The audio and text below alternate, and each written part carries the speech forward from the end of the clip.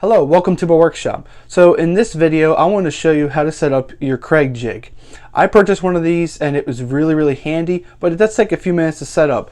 So I want to walk you through the setup of how to use your Kreg jig. So as I mentioned before, there's a few things you need to do to set this up.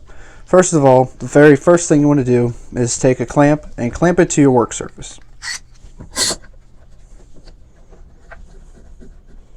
Next, you want to determine what size board you're using.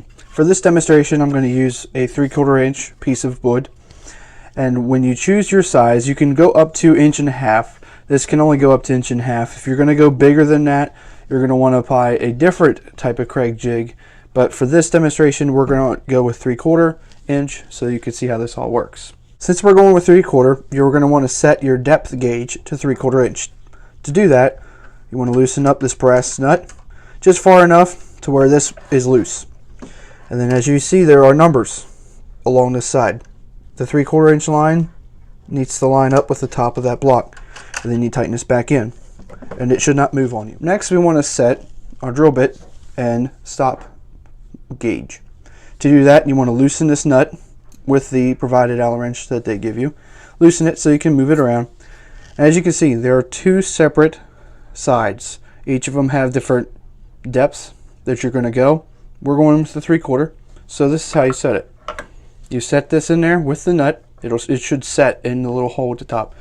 Make sure that's flush against the top, and then you're going to want to set. Now this part's really tricky, or it can be really tricky.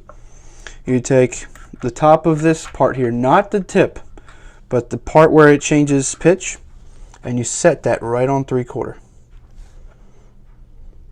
And then with it set there, tighten down your set screw. I would snug it first and then take it off, a little bit more tightness. Okay, we're almost there. We're almost ready to start doing our pocket holes.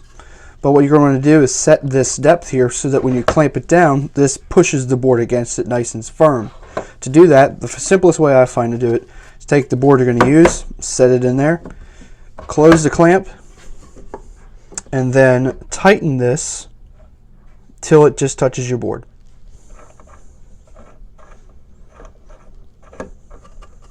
Once you've got it touching the board, release it, move your block out, and I give it about 2 to 3 more spins, about half spins. And then test it. Alright, now if it's not tight enough, you can always go a little bit more. That's perfect. And now we're ready. So next, you determine where you're going to want your pocket holes. Now if we're wanting our pocket holes to be here and here, we want to line that up with one of these holes. It really doesn't matter. It does come in handy if you're going to do 2. You can space them apart where your A and C is. You can do 2 holes without moving this. And actually for this demonstration, we'll just do that. We'll set it there, clamp it down. Take your favorite drill, put your drill bit in it, and then drill away.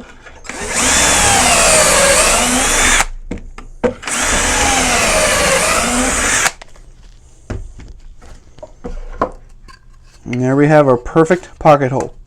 Well, there you have it. Very simple to set up. Once you get the hang of it, you're going to go flying through it like you've been doing it for many years. One real quick tip. When you set your depth and you do all of the right procedures, if you end up with 2 little holes at the bottom of your board, your depth is too far. You don't want them to poke through because it's not going to give you a really good and strong joint. If you were to look inside this kind of like a cutaway, you would actually see that the little hole is just about to poke through, and that's what you want. You don't want to see 2 tiny little holes poking through. But I hope that helped you. If you're first finding this video because you searched how to work a Kreg jig, I would really hope that you would consider subscribing to my channel. I do a lot of woodworking, I also do a lot of tool reviews on this channel, and I occasionally do some vlogs. So if any of that is interesting to you, please be sure to hit the subscribe button and be sure to hit the little bell icon so that you know of any future videos that I will put out. I do a lot of tip videos as well. This is kind of a tip one as well. So if you liked this, you may like some more. So I hope you stick around, and thank you for coming to my workshop, and I'll see you next time. Thank you for watching.